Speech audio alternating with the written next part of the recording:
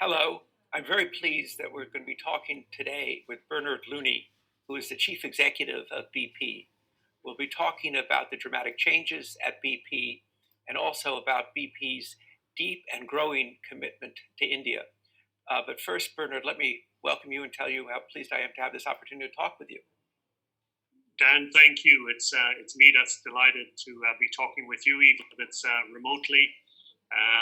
No one knows our industry better. Congratulations on the new book. Looks fantastic, and as you said, Dan, we're very proud of our business and our deep roots in India, and of the strong relationship, obviously, we have there with Reliance and with the Prime Minister and the Minister. And it's great to be part of the India Energy Forum. So thanks so much for having me on. Well, thank you. So before we dive into those two topics, let me just ask what the impact of COVID has been on BP and how you see the impact of COVID on demand. Well, I mean, I think first and foremost, obviously, it's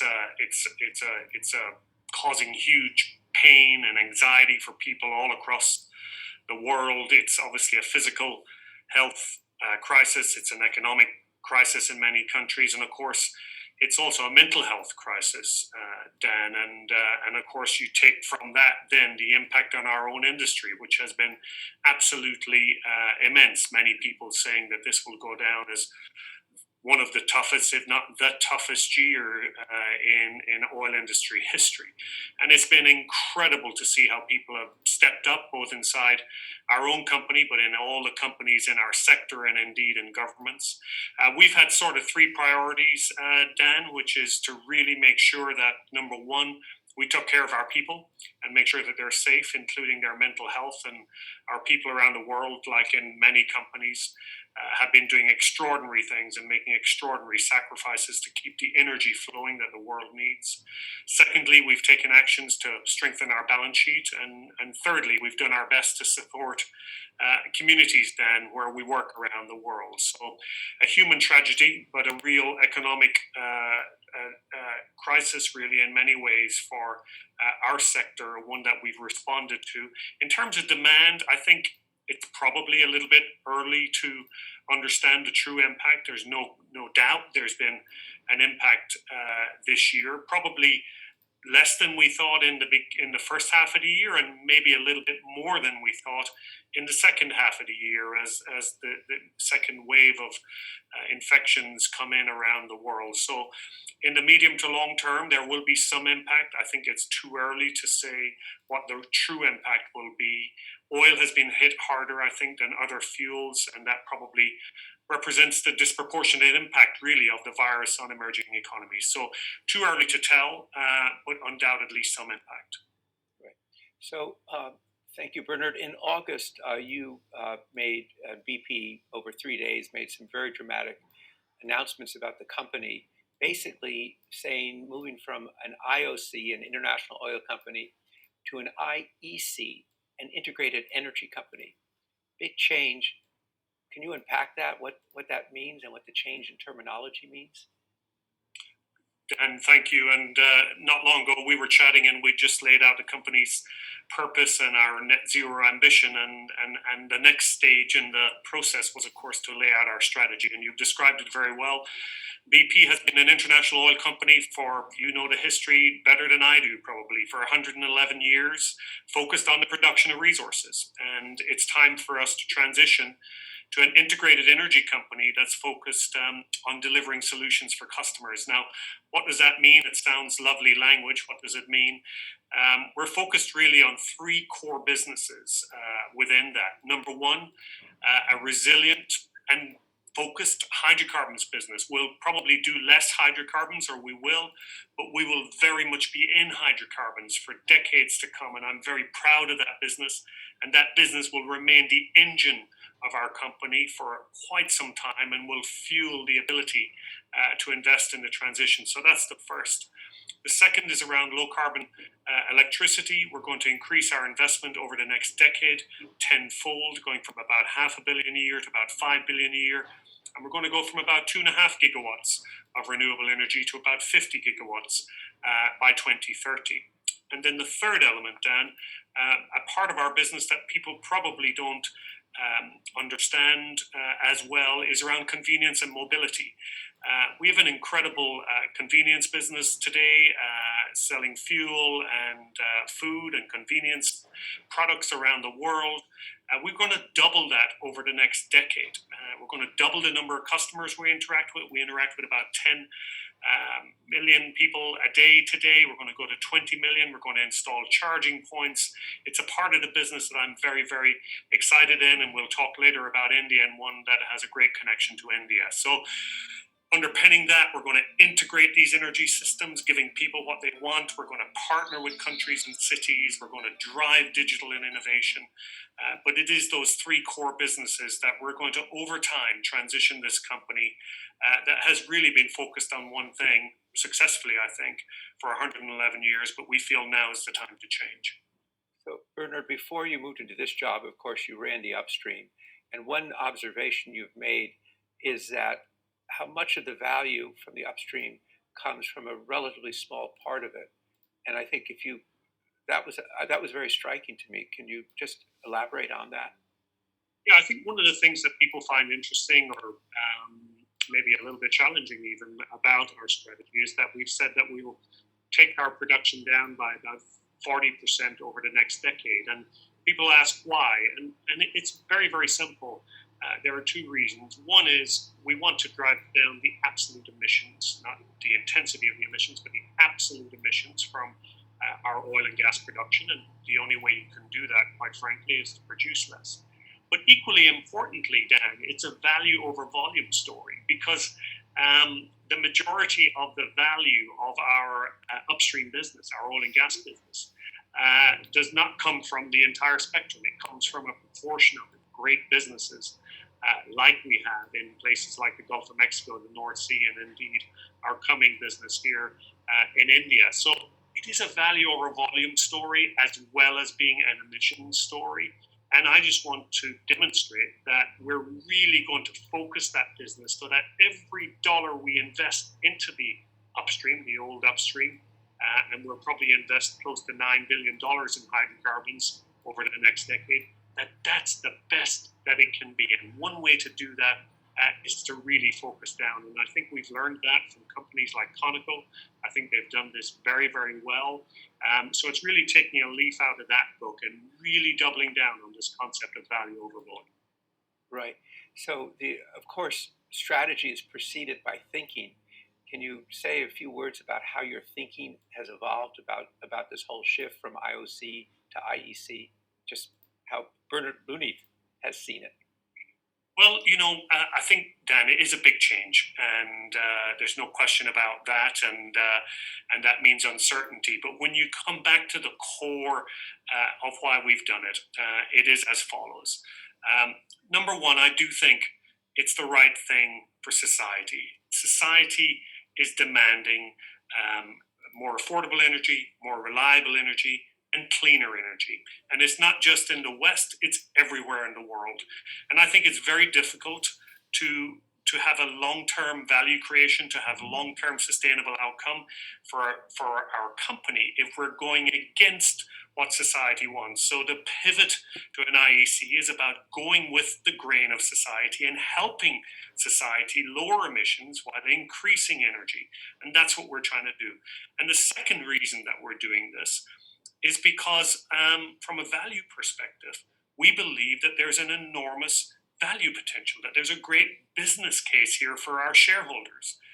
Trillions of dollars are going to get spent rewiring and replumbing the Earth's energy system over the next several decades. And we feel strongly that we have really relevant skills to apply to that business.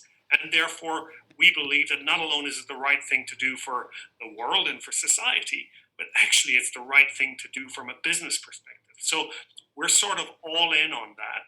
I think some people have some questions that remain, and our job, as it always is to prove to them that what we've laid out is both good for the world and is good for our shareholders, and that's what we're now getting on to do. Well, you're certainly applying those skills and capabilities to your engagement in India. Question, Bernard, why is India a priority for BP in this world? Yeah, it's a great question, and I always answer this question, Dan, by saying because it's India, and it's kind of as simple as that. India is an extraordinary country um, with an extraordinary history, with an extraordinary group of people, and quite frankly, with extraordinary ambition.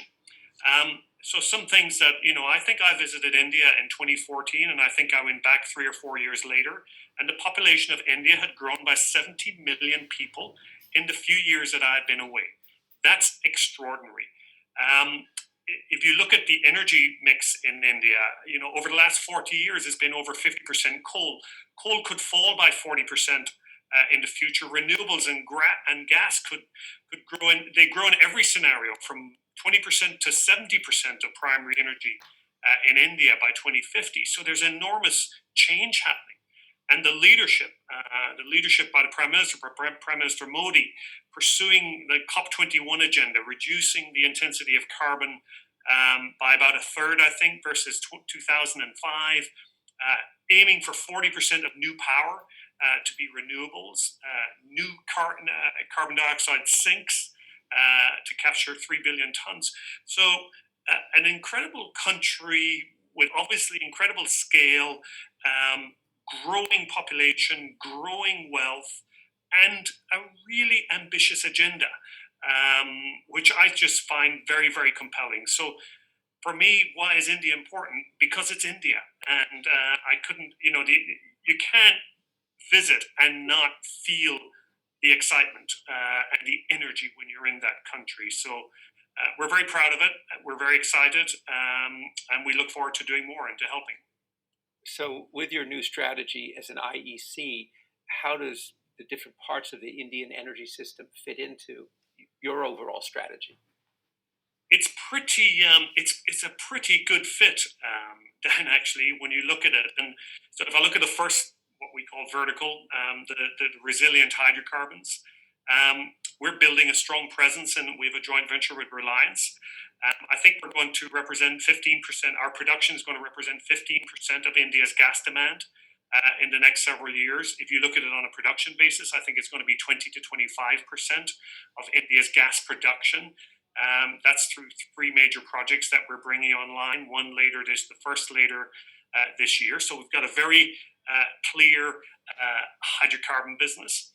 In low carbon electricity and energy, the second sort of pillar, we have the Green Growth Equity Fund. We just put $70 million into that. That's a collaboration between Lightsource BP, between Eversource, between the UK government, between the Indian government, about growing renewable investment. And BP is a partner, and we're at the table in that fund. And I think that's going to unlock some incredible potential. And then the third vertical that we have is this convenience and mobility business. And of course, India is one of the, as I said, the fastest growing fuels and lubricants markets in the world over the next 20 years. And we got a number of passenger cars, about 350 million people with smartphones. And we've partnered with Reliance to create this joint venture called GOBP. We're going to build out 5,500 retail sites across the backbone infrastructure of India. Over the next 4 or 5 years, we've got 1,500 today. We're going to go to 5,500 sites. We're going to create 80,000 jobs, if you can imagine, in building out that network. So they're the three verticals. So the business actually fits really, really well. And that's before I even talk about, the fact that we're opening up a new technology center in Pune. I think either this week or in the coming weeks, where we'll employ 2,000 Indians that will service our company right across the world. So, in terms of fit, it's sort of hard to see a country where there is a greater fit between what we want to do and what the country wants to do. So, pretty exciting place for us. Well, and as you've said, partnerships are important for BP going forward. Maybe say a word about the role of partnerships for you in India. Well, we're very fortunate. We're very, very fortunate to have a deep, strategic, trusting, special relationship, I think, with Mukesh Ambani, his team, and the team at Reliance. By anybody's measure, what they have done over the past several years with their company is extraordinary. and it is in service of India. It is in service of creating the digital in India. It is in service of job creation. And we're a partner. We're a partner in the upstream and the hydrocarbons business. We're a partner in the retail business now with GOBP. It's quite special, Dan. And I learned a lot from Mukesh. We learn a lot from Reliance. This is a partnership that's deep. There's a lot of trust. And I expect it to prosper and grow over decades and decades to come. So, one of the most special and strategic relationships that we have worldwide. So your business in India has developed in concert as Prime Minister Modi and Minister Pradhan have laid down reforms in the energy sector. What are the reforms that have been most important to you, and what reforms would you be looking for to continue as you build your position and contribution to India's energy future? Well, I'd like to start, as you say, by just complimenting Minister Pradhan and Prime Minister Modi, if I may. The commitment to make it easier to do business in India, which is a very valid objective, is something that we feel. We feel it on the ground. We feel that difference. If you look at the Prime Minister's vision for a gas-based economy, we welcome that. The support the industry gets from Minister Pradhan is fantastic. The reforming of the gas market with now gas widely available, competitive prices, the access to pipelines that we brought about, the unifying of this pipeline tariff, the first gas exchange launched. These are all very, very positive things. And that's before we get to the ambitions that the Prime Minister and the Minister have around more electric vehicles and more renewable energy, which I think is absolutely fantastic and is going to be welcome, not just in India, but around the world. In terms of more, it's always easy to ask for more. And of course, when you're running a country of over 1 billion people and all of the challenges that the country has, like every country right now around the world, I don't want to pile on with more requests. I do think that it is a complex market. It's really got 29 markets and borders within it. And I think the goods and sales tax has been a very welcome federal initiative to sort of ease trade in India. And I think we believe that it would make sense to incorporate gas within that. But aside from that, just a lot of compliments and a lot of thanks to the support that we get on the ground from the government in helping make sure that we're able to pursue our business interests, which we believe strongly are in the interests of India and India's people. Right. So, Bernard, as you've indicated, of course, demand is growing in India, population is growing. That 70 million number that you mentioned in just a few years is larger than the population in the UK. Larger than the population of Ireland. Yeah, even Ireland. You have stirred up, or BP has stirred up, a lot of discussion on this subject that, along with energy transition, has become the big topic of conversation. And I think you know where I'm going: peak demand. And people have pointed to one scenario you have, but actually you have several different scenarios. And so, really, of course, history will decide what the future is. But just if you could share how you're approaching your thinking about the future of demand and clarifying it, that would be really helpful. Of course, Dan, and I think you actually, in many ways, helped me answer the question. The first thing that I would say is that it's the word scenario. They are scenarios rather than predictions. That's the first thing I would say. The second thing I would say is that I think we presented 4 main scenarios. And in 2 of those scenarios, oil demand peaked last year. And in 2 of those scenarios, it didn't peak last year. It continued to grow. What is common, I guess, across all 4 scenarios is that over the next 30 years, the share of oil will fall. And I don't think there's any real debate about that. There's a huge amount of interest in that point of peak demand, and the honest answer is we don't know, and I'm not sure that anybody knows really. No. And I think people confused peak oil demand with somehow the end of oil growth with somehow the end of oil. and that may be wishful thinking in some people's behalf. But the end of oil growth, whether it happened last year or whether it'll happen sometime this decade, does not spell the end of demand for oil. And oil will go on to be a considerable part of the energy mix for many, many decades to come. And there will have to be an incredibly capable oil industry to make sure that we invest into that, to make sure that that is the best that it can be and it has the lowest emissions that it can be. So, yes, it's garnered a lot of debate. They are scenarios. There are as many scenarios that say it already peaked as the scenarios that say it'll peak in the future. And peaking of oil demand does not mean the end of oil. Oil will be around for a very, very long time. Our job is to make it as environmentally friendly in terms of emissions as we can. And our job in BP is over time to diversify our company so that we're not just an oil and gas company, but we're a company that provides many different forms of energy that I think ultimately is what is needed in the world. So I was thinking about this whole peak question. Of course, no one knows. As you say, there's scenarios. What are the? Do you have some milestones that you'll be looking for that will provide, shall we say, traffic lights, traffic signs as to where we are in demand? As I said, Dan, I think we could spend all our lives trying to figure out this point of has it peaked, has it not. I really don't spend a lot of time thinking about this.